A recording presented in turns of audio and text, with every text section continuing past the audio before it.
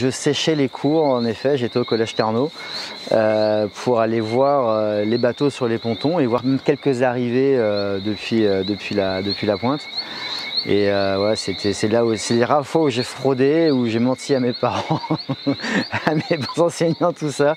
Ouais, je partais avec mon sac à dos et ce que j'avais fait aussi à l'époque, j'avais acheté, on m'avait offert le Voiles et Voiliers spécial Route du Rhum où il y avait un trombinoscope de tous les skippers avec le bateau, les tailles des bateaux et machin, avec des petits dessins de bateaux, mais vraiment qui étaient grands comme ça.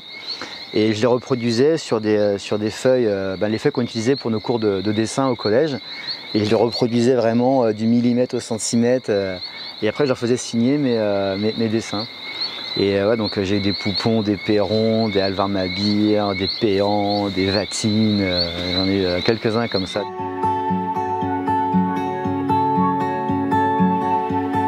J'ai toujours gardé un lien très fort avec la Guadeloupe. Alors déjà parce qu'elle est un peu, c'est même limite viscérale, c'est dans le sang.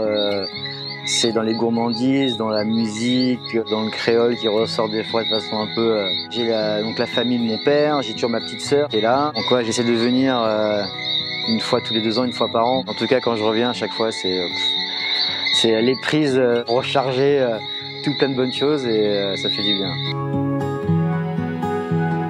On est donc chez Sébastien en Guadeloupe, à Périnette, avec une vue dingue sur la Basse-Terre et puis le plan d'eau sur lequel on naviguait quand on était gamin. Je suis vu comme quelqu'un d'assez à l'aise sur mon bateau parce que j'ai cette culture du multicoque que j'ai depuis tout gamin ici, juste là. La classe Ocean 50, c'est le nouveau nom de ce qu'on appelait auparavant les multi 50.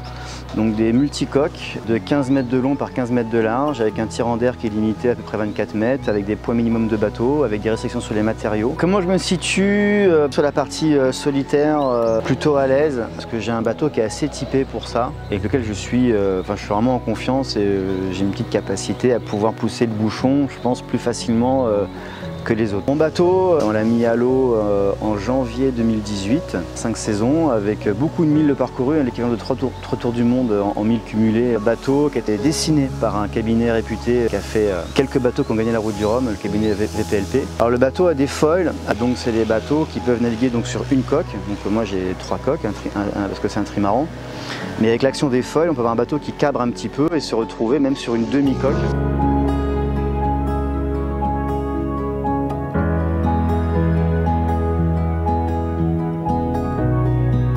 Pourquoi un soutien à la Fondation ARCEP? On parle de la Fondation ARCEP qui est l'aide à la recherche sur la sclérose en plaques.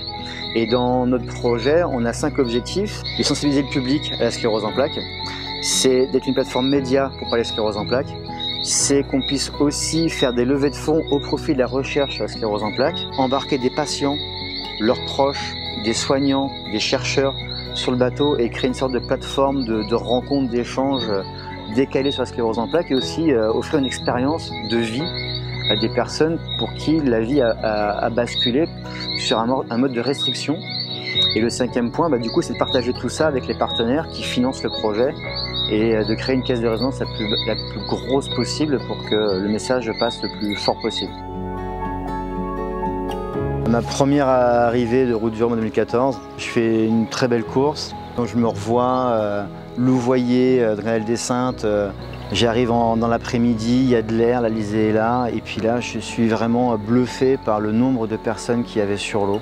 C'était vraiment impressionnant et on m'a même dit qu'on n'était même pas sûr qu'il y avait autant de monde pour le vainqueur. J'ai retrouvé des visages que je reconnaissais, j'ai des proches qui étaient là, ma chérie était là, des copains d'enfance, et puis plein de visages que je ne connaissais pas. En termes d'arrivée, c'est génial, mais surtout l'émotion elle est venue du fait que la Guadeloupe est venue m'accueillir. Et ça pour moi c'était quelque chose de vraiment touchant et que j'ai vécu ensuite pendant les 10 jours où j'étais encore en Guadeloupe après l'arrivée. Je me baladais partout, régulièrement les gens m'interpellaient pour m'encourager, me féliciter, me dire dans 4 ans, la prochaine fois sera pour toi. L'arrivée en elle-même était extraordinaire sur l'eau, mais les jours qu'on suivi, ça a été grosse dose d'émotion. Oui, ce serait frustrant de ne pas remonter sur le podium pour ma 3e participation, sachant que les 2 précédentes, j'étais sur le podium, mais il me manquait la marche la plus haute.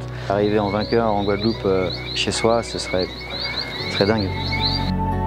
Bon, ça en velay. Et c'est ça en gaffe que je dis, c'est Guadeloupe, poté moins, l'emmo à la mer, l'emmo au bateau et poté moins d'autre côté, ou rouvine encore en Guadeloupe. Et ça en vlé, c'est vrai, on l'eau moon, petit moon, grand moon, tout moon, caillant de l'eau. On y a un trésor, il faut voir.